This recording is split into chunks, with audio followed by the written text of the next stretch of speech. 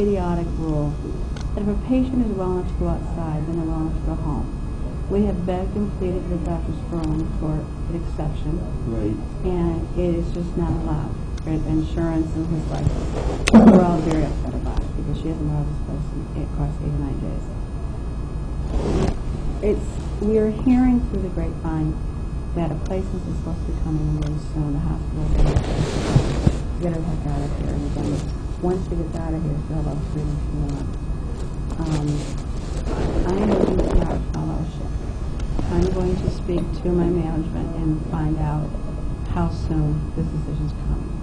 If in fact they don't know or it's not soon, I don't know if it's going to help, but I'm going to write a letter.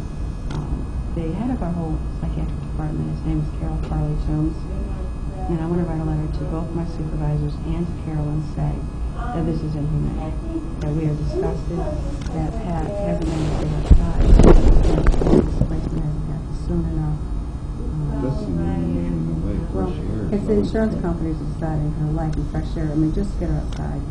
And we're all distraught about it as nurses, not being able to do something. Yeah, but it doesn't help her, and I feel so bad. And you know, I can't find it. She's lost her summer, now she's going to lose her fall. So I don't know if I can do anything other than draw more attention to it, or the ladder, and say exceptions can be made. You get security, she's not going to go to get a security officer and take her outside just to get some fresh air. But the bottom line is we need to push. We have places that this hospital owns, and they are trying to make them make a decision.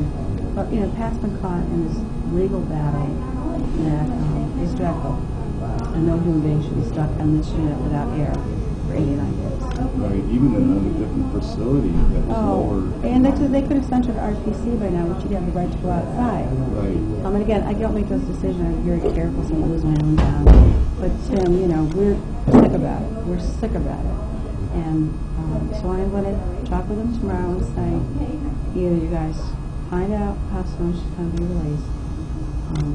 Well, I'm going to try to get this letter. I'll write it tomorrow, send up the letter. I don't know if it's going to do a damn thing other than get myself in trouble, but I can't tolerate, we're making her ill. I feel like she's, her anxiety's through the roof. See, and the other thing is hopefully you can support this. We like to give Pat an Ativan occasionally when she's so distraught. Can't believe her anxiety. She's afraid to take anything.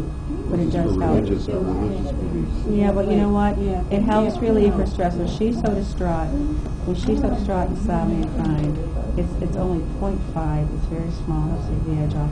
But I don't want her to lose her mental ability by the torture. So we do give it to her occasionally. But Pat, she sobs. She sobbed this morning. I did today. But when they told you couldn't go outside. Right, and the thing is, it wasn't Adam's fault. Adam was hoping too, as a nurse, that we could get the doctors to agree to it, because he was thinking the same thing. We've gone to the doctor's room and we've begged for it, and because of insurance companies, he can't allow it. It's just awful. There's not even a darn window to open up on this thing. So Pat, my feeling that isn't helping you, but I will continue to advocate. Talk to my bosses tomorrow, and I will write the letter tomorrow. And see if any of the nurses want to sign it. If not, I don't care. But this is absurd. It's absurd. It does seem like an abuse in a way, just as a policy. Yeah, exactly. And these are individuals. So I'm going to support that. Then I see you saying that she can't live with you, yet you're the one that brings her fresh food and all the things, and you're providing good care. Yes, and it's a nice little house. I know. Near the park.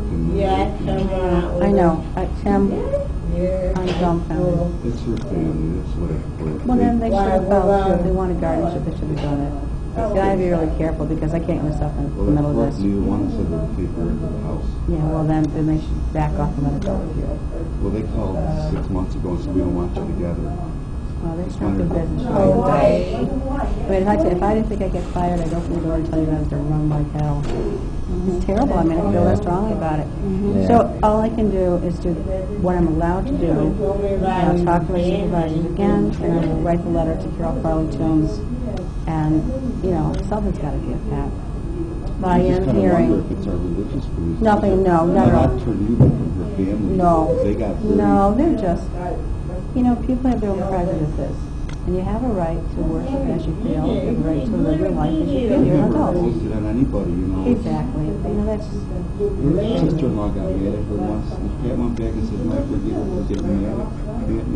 Her sister-in-law got mad at her for forgiving her. That's the mentality. There's a lot of people that should just back off. But I will do everything I can possibly think of for you. But Denise said she thought hopefully we'll hear something soon. But tomorrow I'm going to ask her, what's the status? Who can you call? This is what I'm going to do. I don't know if it's going to have an impact, but if I send a letter